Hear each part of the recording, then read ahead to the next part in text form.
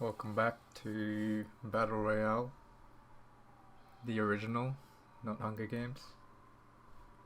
For love! Let's go.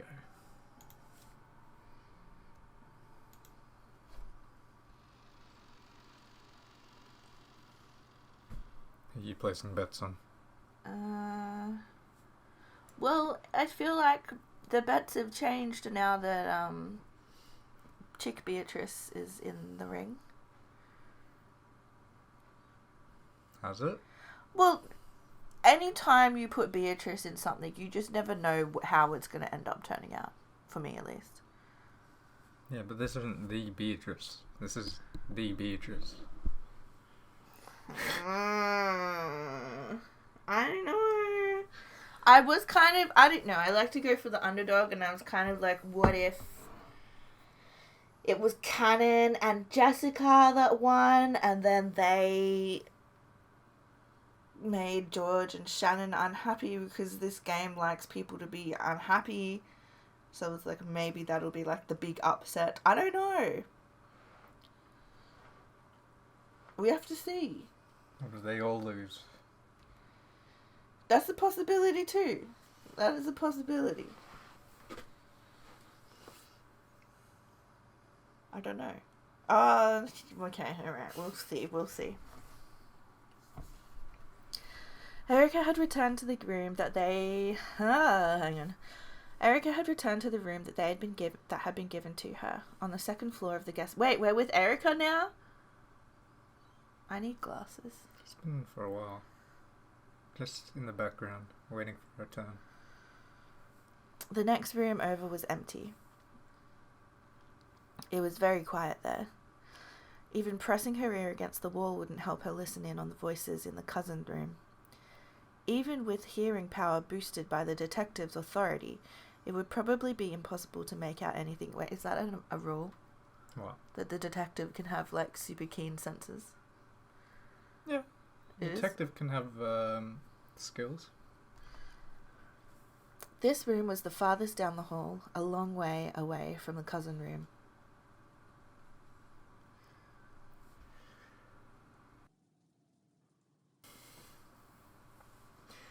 And last time, my room was right next to theirs. I see. So he's placed my room farther away this time. Wait, so she's, like, on the other end of the building... Yep. And pressing her ear against the wall, being like, I can barely pick up the sound of their voices. What's it called? That echolocation is like ding ding ding. Oh, it's not working. My bad senses are not working. Oh, that's me. Can we move this? Because I need to. There we go. Move this around. Oh, no, maybe not.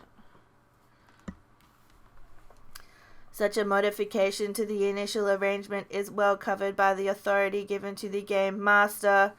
It would seem to be quite a reasonable first move. Well, it's better for me that way too. Like I'd want to hear those brat squeaky voices as they play cards. This whole time, Erica had been facing the desk and working on something. She was preparing some of those packing tape seals from before. She had asked Kumasawa for the stickiest tape in the place. She drew a complicated signature that could not be counterfeited across it with a permanent marker, then began making notches across it. This way, if she ever wanted to prove that some opening had remained closed, she could stick this tape over it, creating a powerful seal equal in strength to the red truth. These menacing seals had cornered Natsuhi so thoroughly in the previous game. Great. Is something wrong? I think it's meant to be Great. He got me. That battler doesn't let anything get by him, does he? Erica grimaced and showed the piece of packing tape she had torn off to Dillenor. At a glance, Dillenor couldn't tell what had annoyed Erica. However, as soon as she held it, she realized the difference right away. This won't be any good. Yep. It's barely sticky at all. This won't reach even close to the red truth. Even packing tape can be of low quality, and it sometimes gets weaker with age. The tape Kumasawa had found was a bit too weak even for normal use. It wasn't nearly sticky enough to be used as a detective seal.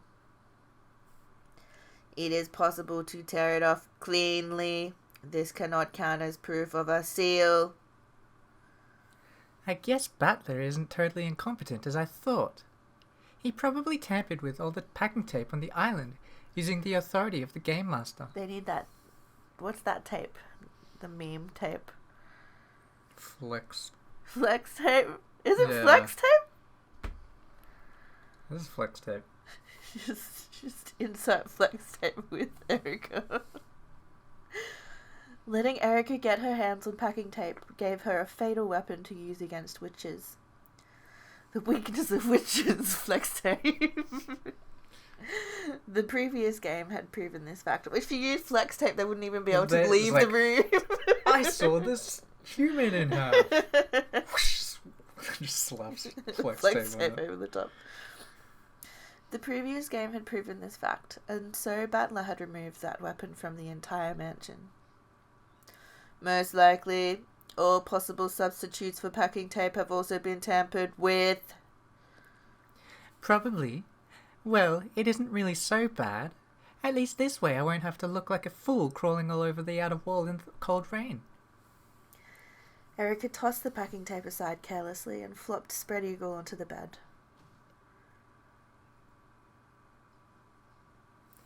Anyway, waiting calmly for the crime and smoking a pipe is also part of a detective's role. I doubt you'll have any role until the first twilight begins, so why not vanish off somewhere and take a break? I imagine that just the sight of my face is tiresome for you. I do not smoke. I am just a kid. Oh, really? I wish I could. Well, only if it really is as refreshing as smokers claim. It seems that you are not in high spirits. Does it look that way? Erica answered lazily, still looking up at the ceiling. That in itself was half an answer. The silence between the two was filled by the sound of the wind and rain. It was so quiet that the sound of the ticking clock rang out clearly.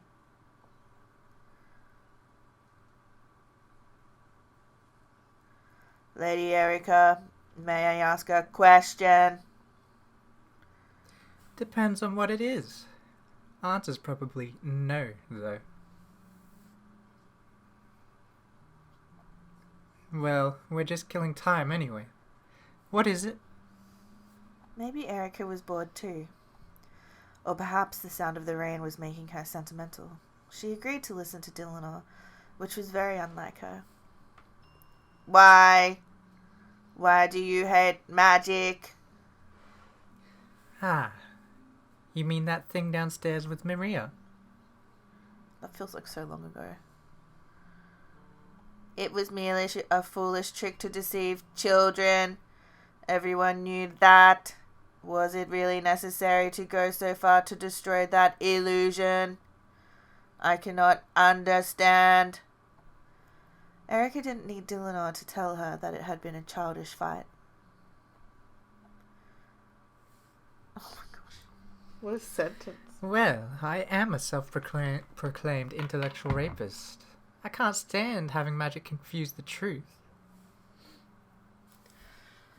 So you feel pleasure from exposing that? I sense a different emotion.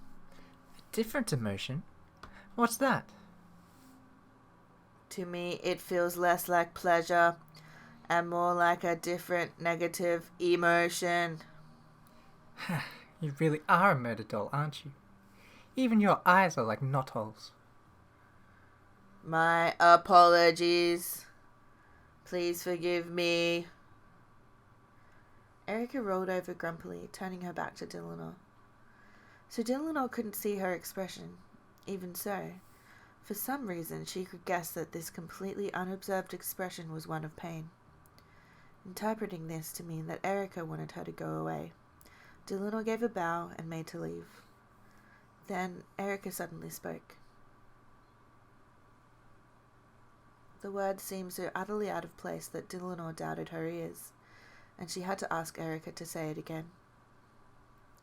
What did you say? I love you. It really did seem utterly out of place. Dylanor wanted to see what Erica really meant, but the latter still had her back turned and her face was out of sight. Thank you very much. I was going out with someone else a while back, but we've completely broken up. The others might say things out of envy, but please ignore them.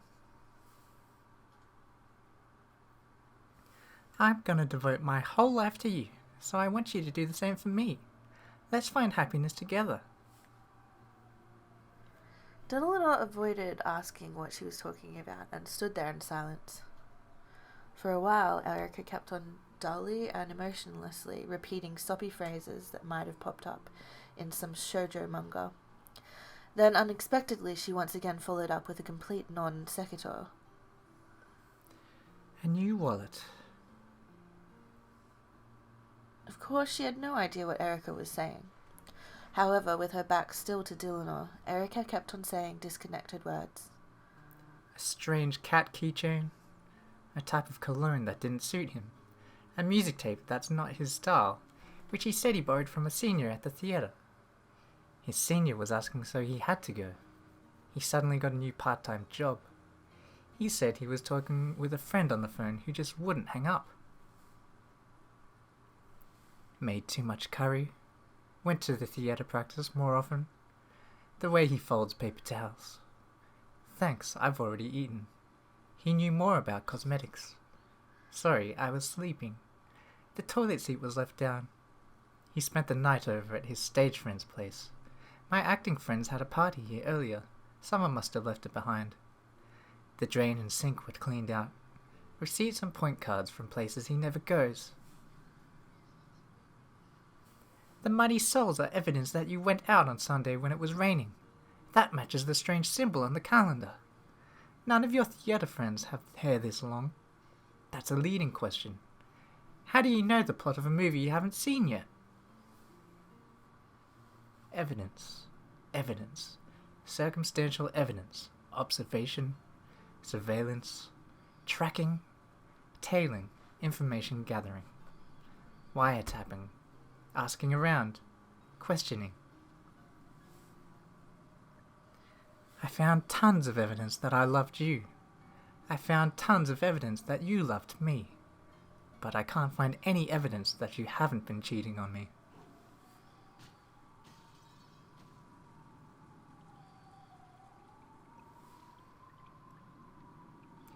Give it a rest. If you love me, then trust me. If you can't do that, then you don't love me anymore. I don't know what Kevin is. How could I love someone like that? This is so confusing. Just read it in her voice. Yeah, okay. How could I love someone like that? I'll treasure you for all my life, and I'd want to do well in theatre just as much. You said you liked seeing me act, right? So why are you telling me to stop acting now? Why do I have to choose between you and acting? What's wrong with you? I'm seriously worn out, okay? Come on, if all we do is fight when we see each other, maybe we both need some time to cool off, okay? I need to concentrate for my next performance anyway. This girl working with Senpai suddenly said she wouldn't be able to perform. I need to rewrite the script by tomorrow. I don't have time for this. And anyway, if you really find it that hard, so trust me, we're through. Stay away. Just go home. I don't love you anymore. Don't cry, damn it. It's disgusting. Just die. Stop shouting, damn it. You're annoying the neighborhood. Just get the hell away from me and never come back.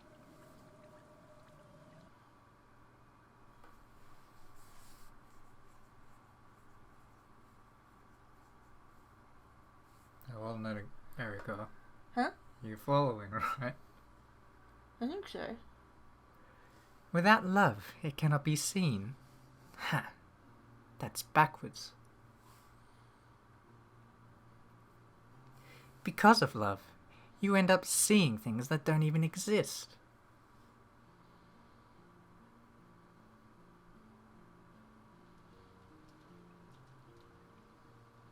It's nothing more than an illusion, one that no one but you can see, and one that even you can never touch. Without love, humans would never need to sift through truth and lies.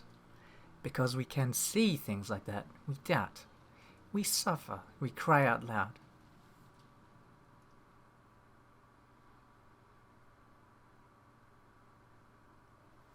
Right now, I'm happy. Though it may be temporary, I've become the Witch of Truth.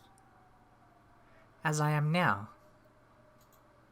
I no longer need to worry about being tormented by non-read words.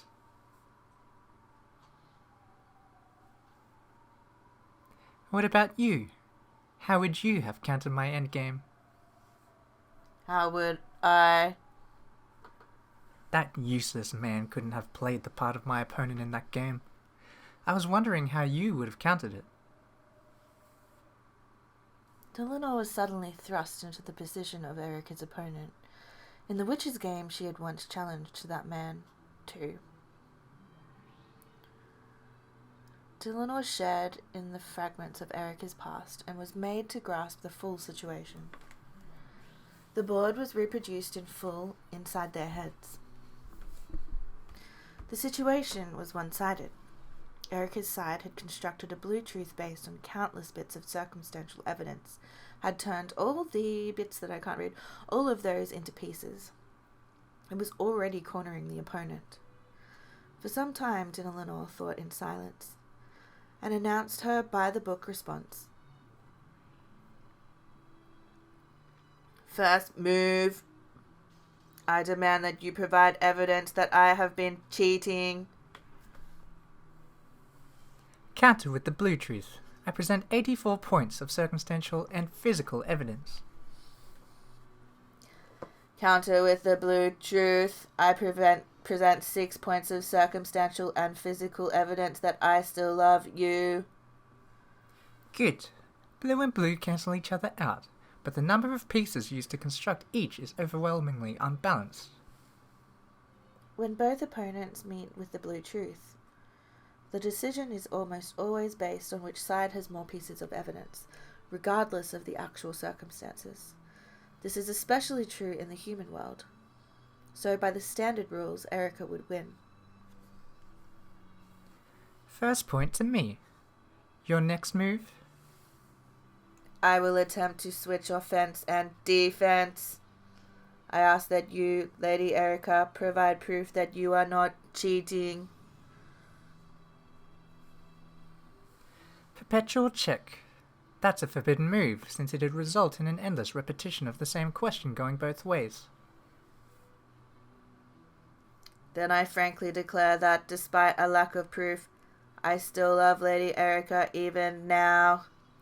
That's not red truth, so it's invalid. Even if it was red, that'd be a stalemate. After all, I'd have no move to counter with. Delano remained silent for a while. Then she quietly responded to Erica's moves until they reached checkmate.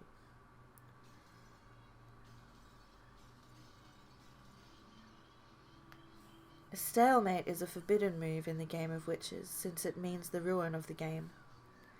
However, in chess it also represents a draw. Because of this, it's a splendid final move that a weaker player can pull off if they're unable to win outright. In this situation, Erica clearly had the advantage, so it was natural that Delano would seek a stalemate to obtain a tie. However, that would only be the case in chess. In the game where witches fight over the truth, it's a forbidden move. So it was already checkmate from the very beginning. Delano had no way to turn the game around. However, regardless of what the real truth between the pair of them had been, the game would be. Any other moves? Oh, witch-hunting archbishop, protector of the truth? No, I resign.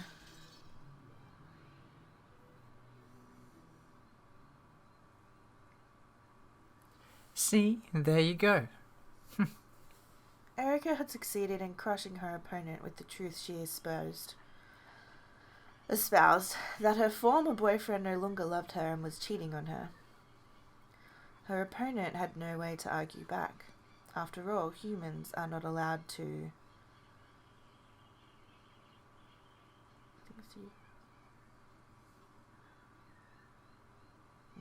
A splendid game, a splendid finish from a superior position, regardless of the truth of her opponent. Erica could win. A splendid victory. Dillonor could only respond with silence, and with that, Erica spoke no more. She was probably done talking and wanted Dillonor to leave. Dillonor understood this, but even so, before leaving, she wanted to tell Erica one thing. A splendid game, Lady Erica. It's only natural that the detective wins. Even before you became Lady Berncastle's piece, you truly were a splendid wielder of the blue truth.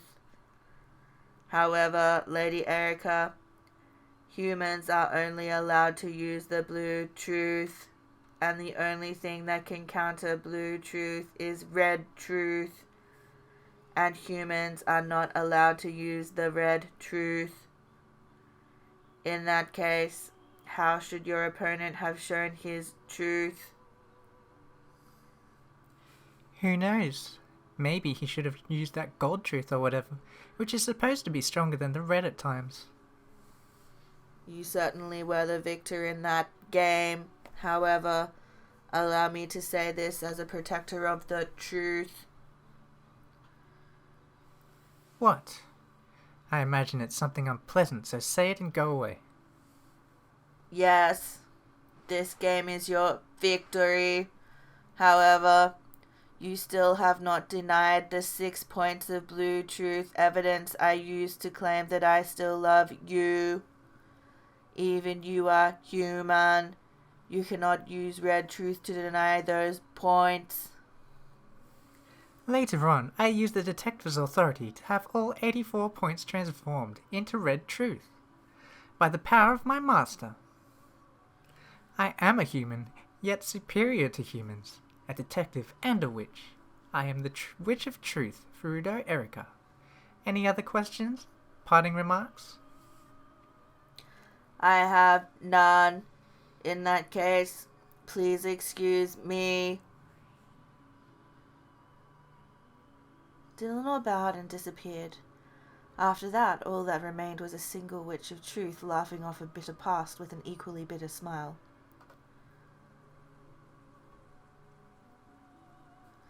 Judging by the bedside clock, it was almost exactly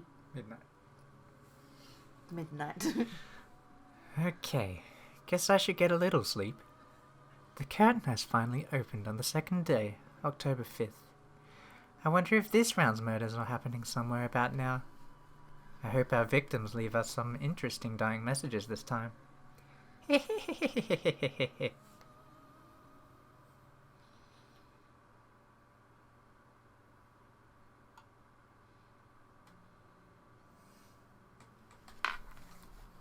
mats are stinky.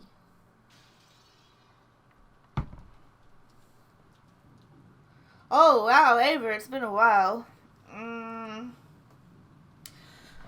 Why didn't you discuss this with your mother? Ah, I see. This is about the partner who's supposed to support you throughout the rest of your life. That's right. She's the woman I want to spend the rest of my life with. And that's why you need to choose very carefully, right? How can you be so rash? Ava and George could be seen beneath the eaves of the guest house. George had revealed his engagement with Shannon. Ava's anger had exploded almost instantly. This had been no more than George had expected, so he had responded with an ice-cold calm. Did you sleep with her? She told you she was pregnant to force you into marriage, didn't she? How rude. I'm a strong believer in preserving chastity before marriage. Then why an engagement? I asked her. She accepted. What more could be needed? No, it's all wrong. Marriage isn't as easy as it seems in manga or whatever you're thinking of. What about our parents? Relationships between two families? Are you some stray alley cat, or are you Ushiro Miya George? How could you be so rash now, when you might even be selected as grandfather's successor? Why didn't you consult me? I'm consulting you right now. I don't think that's consulting. No, not consulting. I'm just reporting. I've never counted on being selected as grandfather's successor. In fact, I'd rather refuse it if it did come to that. I want to build up my own country and castle from the empty wilds, just like father did. Now, listen here. Do you realize how hard your father has worked to get here? Sorry to sound like Nazi. That's not something you could duplicate just by imitating him.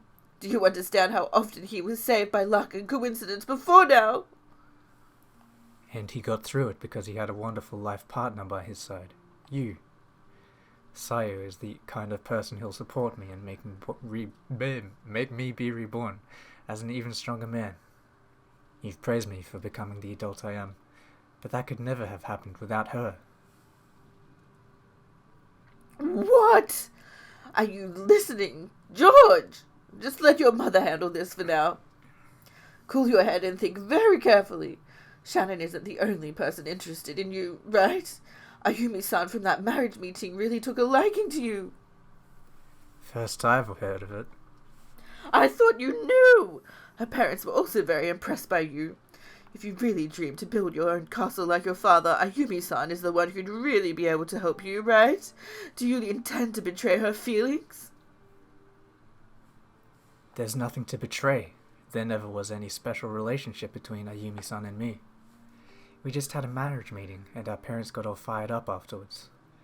You made us go out together several times, but we never even looked at each other. Ayumi-san is a well-bred, modest woman, isn't she? She just couldn't look at you because you're a man, and it would be embarrassing and ill-mannered. If you can't feel anything from her unless she looks you at your eyes, then just tell her that. I'm sure she'll look at you in the future. You want me to marry Ayumi-san because it will benefit you. You aren't pushing that engagement for the sake of anyone but yourself.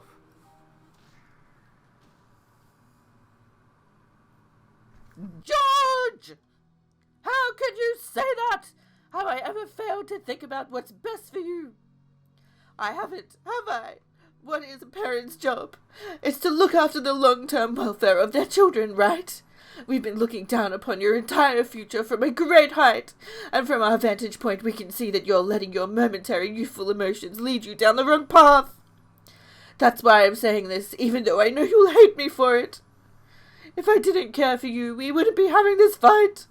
I'd just tell you to marry whatever strange girl you like and leave you be. You hear me, George? Leave this to your mother. There's no need for you to meet with Shannon-chan anymore.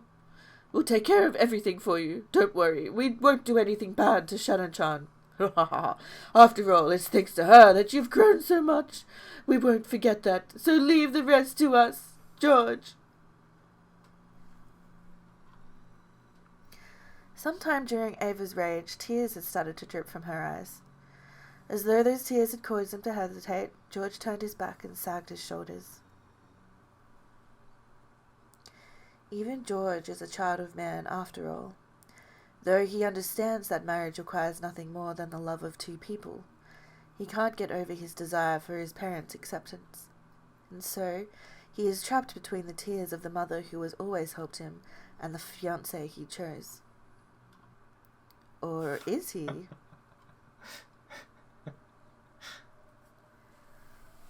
Okay, I think that's about enough. Or is it? Huh?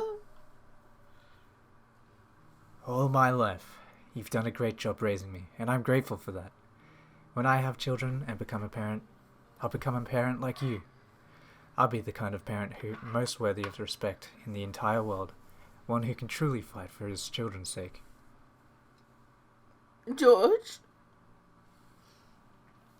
With his back still towards her, George threw away his umbrella and slowly stepped out from beneath the eaves into the rain. Then he slowly turned around. It was, without a doubt, the familiar face of Ava's beloved son. However, he was now his own man. self-controlled and independent enough that their blood connection might be forgotten. I think it's about time. For what?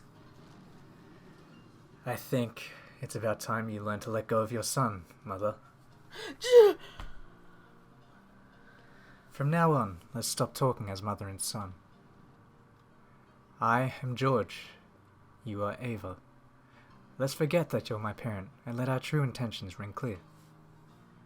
The reason you want to choose the person I marry is for financial reasons, public appearances, and so that you can look good in that continuing quarrel between you and your siblings. You have no other reason. You do well to just give up and admit it now. I'm about to share my point of view with you. I suggest you do the same. After all, you will lose. No traces of love or respect for his mother remained in George's eyes. There was only a frigid glare as he gazed ruthlessly down at the witch who was trying to bind his future. George! Why?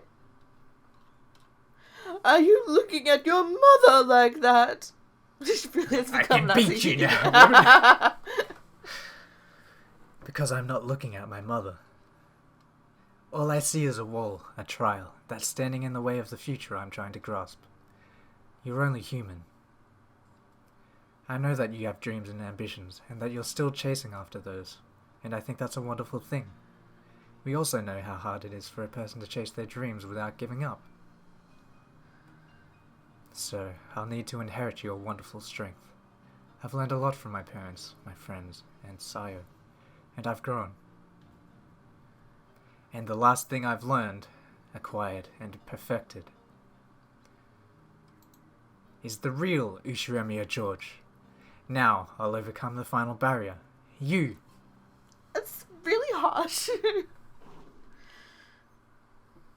Yeah! What? Ava had disappeared. The pouring rain landed evenly across the ground everywhere. No, it was blocked very slightly in one place. However, there was no one there. Standing on the ground isn't the only way to block the path of the rain. Then, could it be?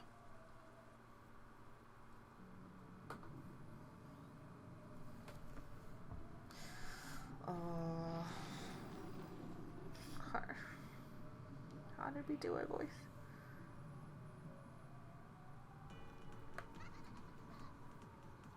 Sure, it's good for people to let their true feelings show every once in a while. That's definitely Beatrice. I can't remember because I thought she was Beatrice. Remember? I thought their voices are really similar. So there's young Ava. He could just do that. That's what I'm trying to do. I'll speak my mind too. So why don't you just lay it all out as well? In the rain-filled sky, with a moon that shouldn't have been visible behind her, was the golden witch of the future who had finally obtained everything of the Ushiremiya family. Even the drastic change in his mother's appearance didn't faze George. On the contrary, he seemed to be moved by her boldness, because his mother had honestly and truly displayed her true nature. This way, I can confidently show him my true self. is he going to turn into a witch? Here we go, Mother. Here we go, Ava. This is my first step towards escaping your shackles.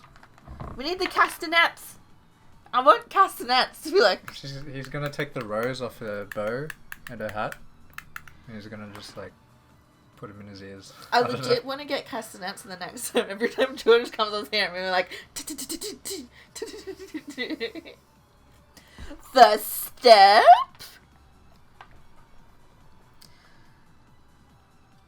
Yeah, I think you should read the George bits. You want me to narrate? Yeah. With that first step, he felt something odd beneath his feet. He knew that this sticky sensation, different from that of mud, represented his mother's arrogance, trying to prevent him from making that first step. I would have thought it was blood. I used to read to you all the time when we were little, didn't I? Do you remember your favorite story, Journey to the West? That takes me back. That's probably the first I was gonna say it. The first fantasy I really loved. Sun Wukong, the Monkey King, wanted to become a god and was tested by Buddha. If you can jump free from the palm of my hand, I will acknowledge your wish. Then Sun Wukong managed to reach what he thought was the end of the world and found 5 pillars standing there, only to discover that they were Buddha's fingers and that he still hadn't left Buddha's hand. Ooh. And you're likening this to my first step, me declaring my intention to break free from you.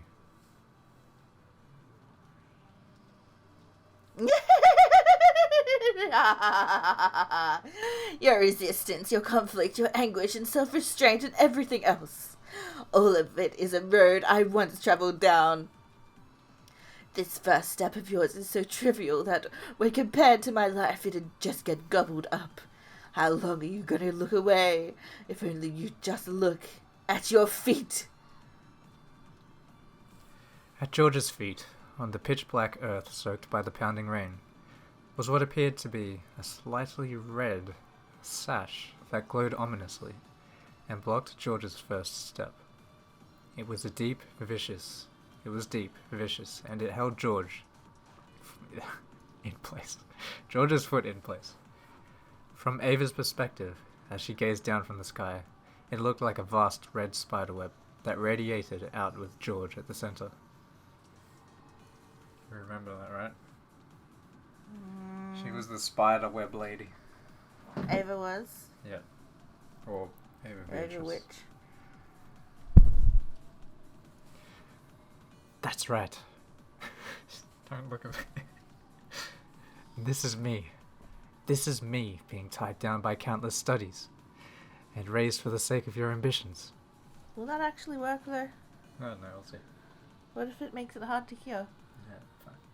Just a bit closer. Where is the pop filter? Somewhere. Ah. No, that's not it. Let me pour it so you can understand. Let me pour it. Pour it under. Let me put it so you can understand. I'll show you. And then you'll realize the truth.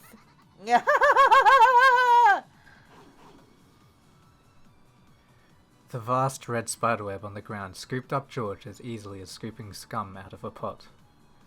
Then it lifted him into the air like a deer caught in a net and swung him about. Laughing insanely, Ava was innocent and cruel, as a grade schooler happily swinging about a bag filled with their gym clothes.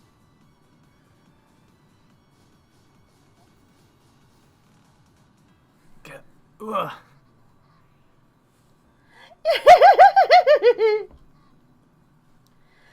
Come on, try to remember, okay? What happened on Tuesdays?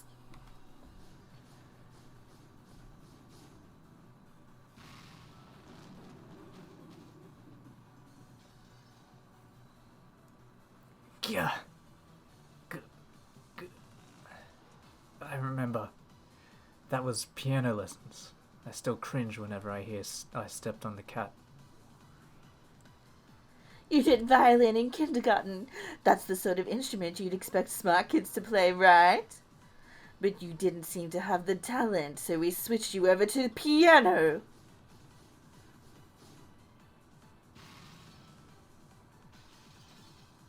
I want to buy a violin. Then, do you remember what you did on Wednesdays? I remember. That was the day I had cram school. It was so far away and a real pain to have to travel to. And Thursdays.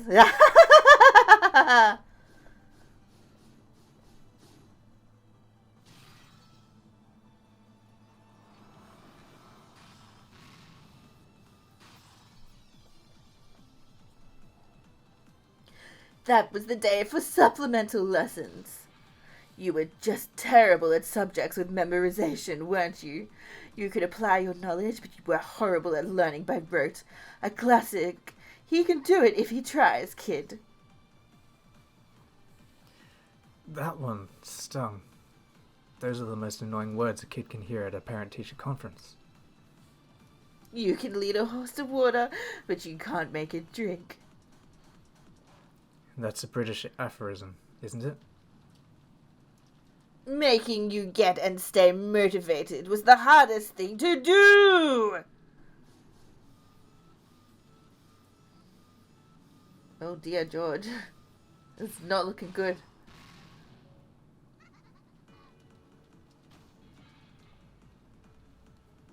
Gah. Gah. George was bound hand and foot by the bright red spiderweb reduced to the witch's plaything. She innocently swung him around and smashed him about, all with an insane laugh. Again and again. Do you remember what you did on Fridays? Of course. As far as after-school lessons go, that one was pretty unique. A school you go to with your parents can be trying in more ways than one. Don't buy your child a fishing rod. Go fishing with him. You certainly like British education theory, don't you, Mother? Ugh. That school was hard on us parents too. But for you, it was the most effective one. The monthly fee was high, and it was a pain to have to spend Friday nights there every week. But it did more for you than anything else. That's when I realized kids don't grow unless their parents watch over them. If children are sprouts, then parents are the sun. No plants will bud and no flowers will bloom without the sun.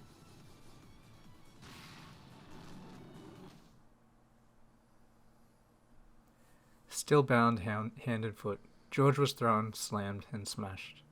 He could do nothing. He was still like Sun Wukong, unable to leave the palm of his mother's hand. However, since he wouldn't surrender, he could still show resistance at any time.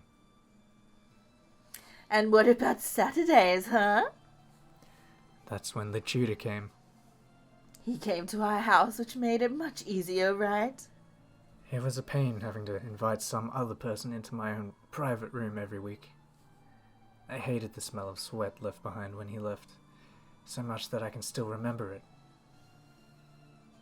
He was a wonderful teacher who drilled a scholarly attitude into you. His monthly fees were on par with a lawyer's consultation fee. Then, on the Sundays and Mondays that followed, I didn't have any extra school, and could finally rest. How ironic. Have those extra classes from Tuesday until Saturday held me down all this time? I really am just like Sun Wukong. Yes, if you're arrogant enough to think that you can escape from the palm of my hand, you'll be crushed by Buddha's 5 mountains. Sun Wukong, who wanted to become a god, Please, mouse. was crushed by the 5 mountains of fire, water, wood, metal, and earth, and sealed away. These are the 5 elements that the days of the week, Tuesday through Saturday, are named after in Japanese.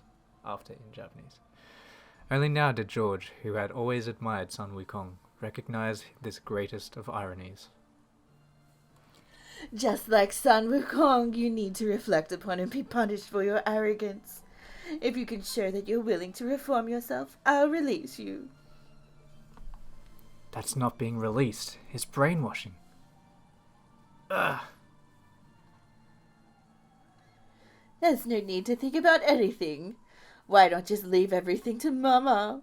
I'll decide everything for you. That's the best kind of life for you.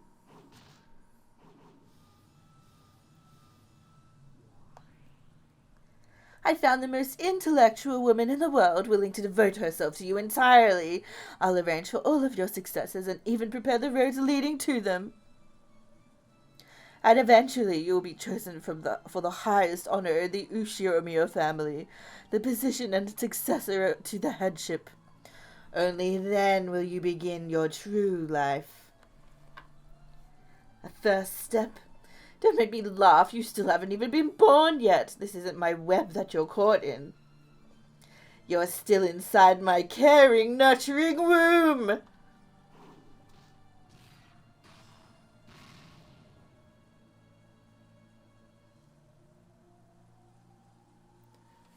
George was slammed against the ground over and over. It was a heartless atrocity, unlike anything one would expect a blood-related son to receive. However, in Ava's eyes, perhaps even this was a sign of love for her precious son. The human-shaped lump of flesh, wrapped in the bag, was slammed over and over, then thrown high into the air, where it was caught in a massive spiderweb in the sky, still covered with fresh blood. While he hung there, as though crucified, George didn't even twitch, even if he'd had some power to resist remaining to him. The red web pinning him down there would have held even that in check. The rain, which had been falling non-stop since the beginning, quietly tormented and pitied George. Be sealed by the 5 mountains and cool your head. I'm not telling you to stop because I think Shannon Chan's a bad kid, okay? She's a great girl, the one who gave you the chance you needed to grow up. However, an ill-considered engagement is a different matter entirely.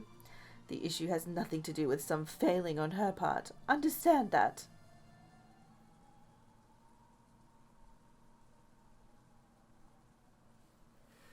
Blame the problem, not the peer. Right? That's another British saying. I really did raise you to be a smart kid.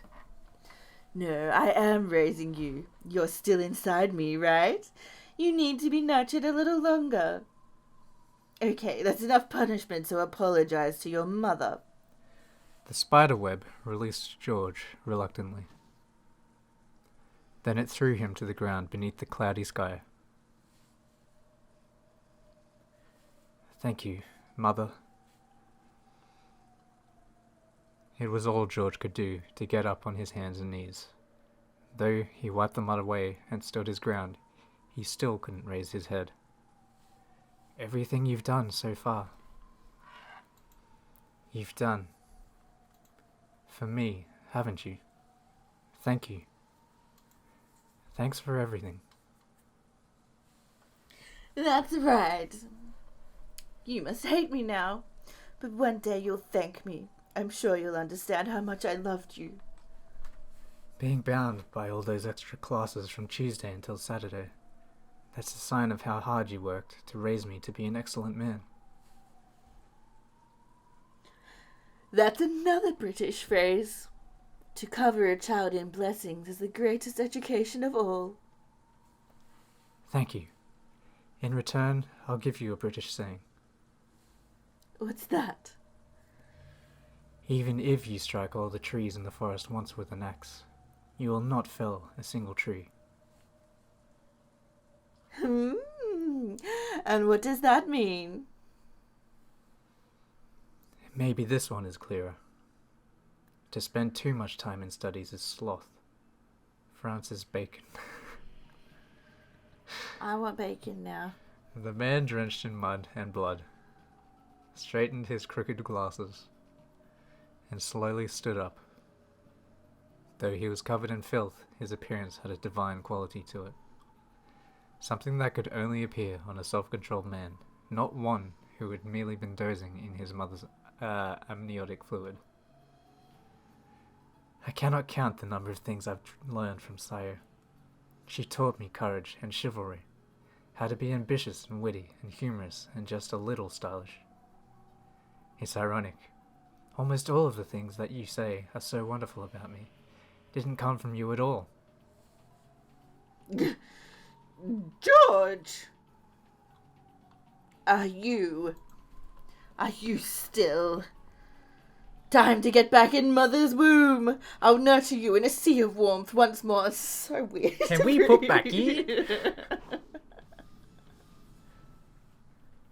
As Ava howled, a bright red spiderweb appeared at George's feet once more and tried to scoop him up into the air again. However, at that instant, a powerful magic circle could be seen in the area surrounding George for just a moment. Faster than he could be scooped up by the spiderweb, George jumped, and with a sharp kick of the heel Oh, yes! and a magnificent forward flip, he cut the shackles of that spiderweb apart. Bring out the rose petals and the castanets, George! Instead of the rose, I just picture him with like a piece of bacon in his mouth now. What? That smooth movement proved that he had possessed the power to escape from those shackles all along. He had willingly allowed himself to be bound by that web. Everything I owe you for... Oh my goodness, I can't read today. Everything I owe you for what you've done, I've paid back now with pain. Thanks to that, I think I'll finally be able to leave the nest for good. You really do need these every now and then. Fights between parents and kids. George, why must you disobey me so completely and with a little girl like that? It looks like you really do need to let go, Mother. Maybe it's about time. Time for what? It's about time. Time to start fighting back. The curtain of spiderwebs that Ava shot out in defense were all too slow. George weaved through them in one instant, and the next, he was right before her eyes.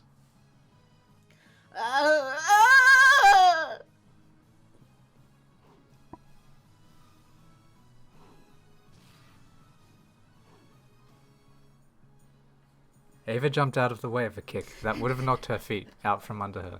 I can hear the castanets and the tambourine. This is not the song. Then blocked the second half of George's double roundhouse with a high kick of her own. Can you put a flamenco dancer like in the rain? Hell no. I guess there's one thing I can thank you for teaching me. Oh, and what day of the week was that? It's the martial arts training we focused on during long breaks from school. Told you, he just wanted to beat his mother up the whole time.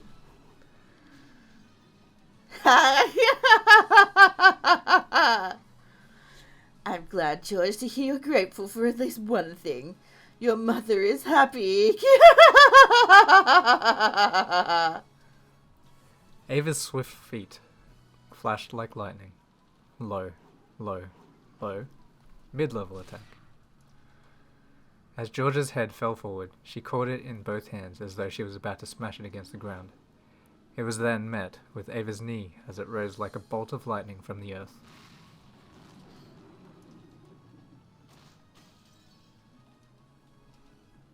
You should have learned Muay Thai too.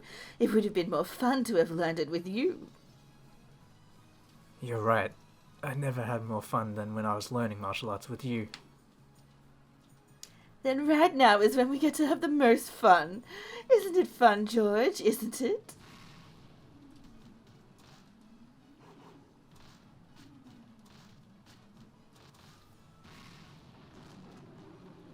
Is it fun to play with your son like this, Mother? Yes, it is. You're my precious son, and I'll love you lots and lots inside my womb. I even love it when you kick in there. Understood. But this kick's coming from the outside of your belly.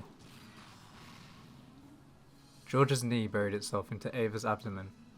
An instant before she felt the pain of that fierce attack, Ava watched her son's kick with a proud smile, and then vomited. He just killed himself in there.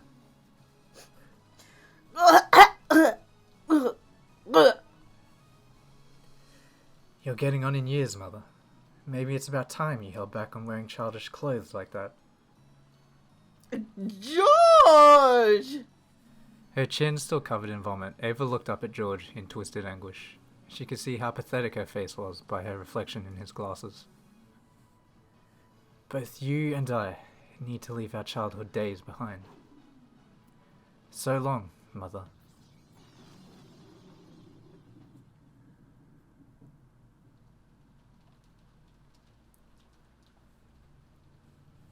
The fierce lightning and rain made time freeze.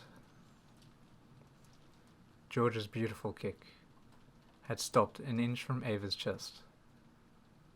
However, the power of the red magic circle surrounding George had already pierced Ava's body.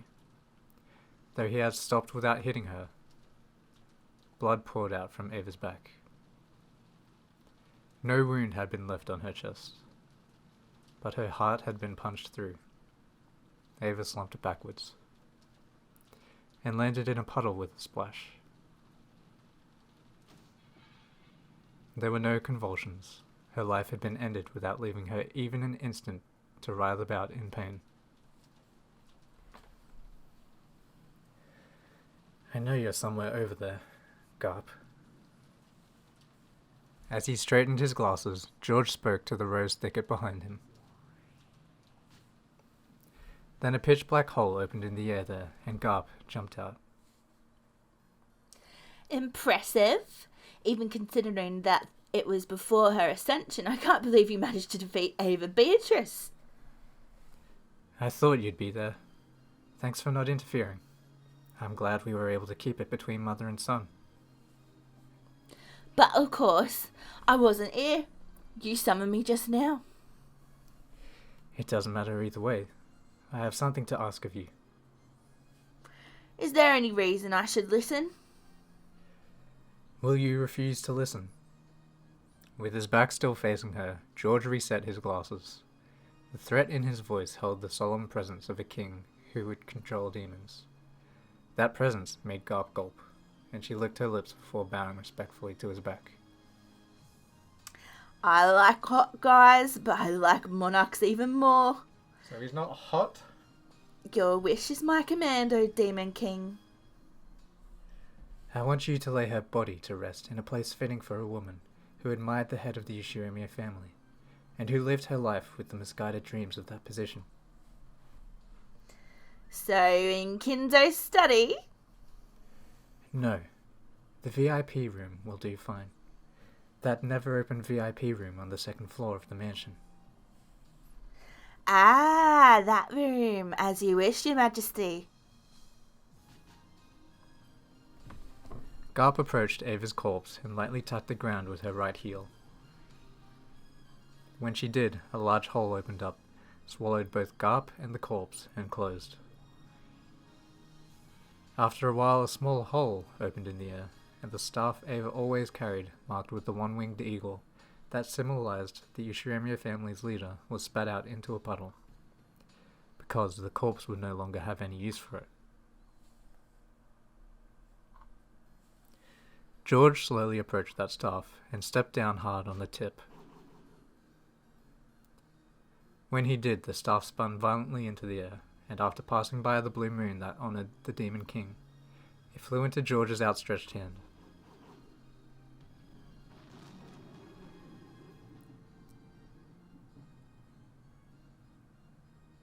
The instant he grasped it, another fierce lightning bolt landed nearby, and by the time the flash disappeared, the staff he held had become a spray of gold butterflies and vanished.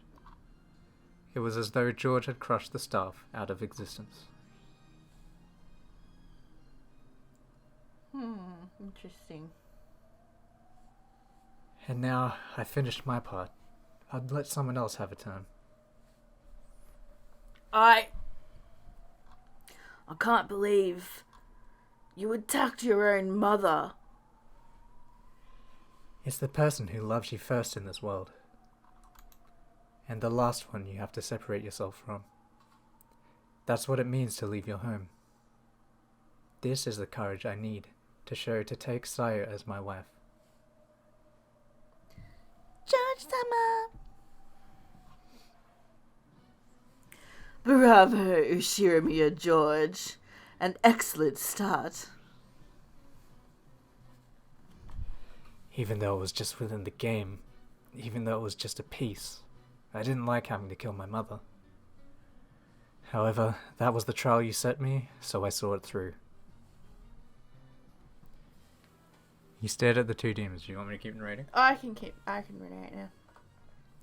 He stared at the two demons. The demons looked at each other, then showed their surprise with their now familiar, exaggerated gestures. Wonderful! Wasn't that splendid, Zeppa? Indeed it was, Furfur. George Kun's determination is the real deal. It seems I've misjudged you. Please accept my apologies. George chose not to go along with this theatrical conversation. He just quietly looked down upon the game board, found the piece representing his mother, which was right next to his, and tipped it over. This was the trial that Zeppa and Furfur had set for him. So that the love of the pair will stand true, offer up the life of one person by your own hands. It was similar to that trial during Beato's games, where they were given 3 options as part of a test to select the next family head. However, a pair of lovers will never abandon each other's lives, so they were automatically left with the option of sacrificing the life of another instead. In fact, it was merciful that they only had to choose the life of one person other than themselves, instead of all. And besides, it only meant taking those lives as pieces on the board. For the versions of themselves to whom the game board was the only world, this was a tragic parricide. But to those who stood around the game board in the witch's smoking room, it was nothing more than a movement of the pieces, representing George's will to overcome his parents. However, the fact remained that the demons had ordered them to take their lives, even if it was just within one of the endless fragment worlds. George appeared to have distanced himself from the events of the demon's game board, but Jessica still seemed to resist the idea of stealing another person's life, even if it was only their life as a piece on the game board.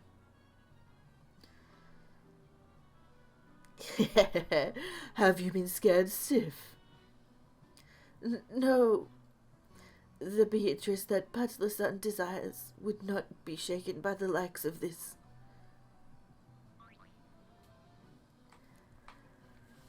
Well then, who will undergo the next trial?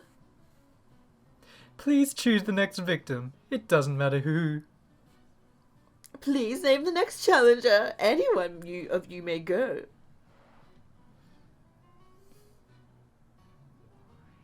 If no one speaks up, that means I win, doesn't it?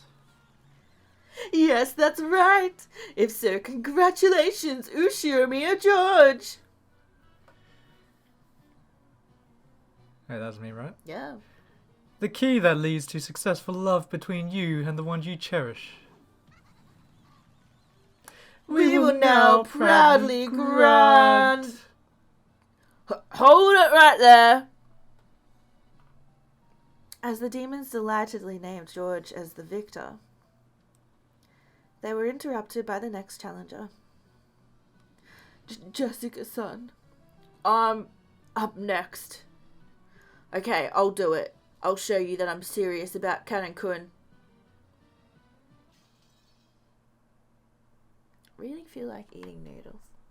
Why noodles? I don't know. Instant noodles. Do we have instant noodles? It would be bacon. Ah, the time for bacon has passed. Just like George's mom. Oh my.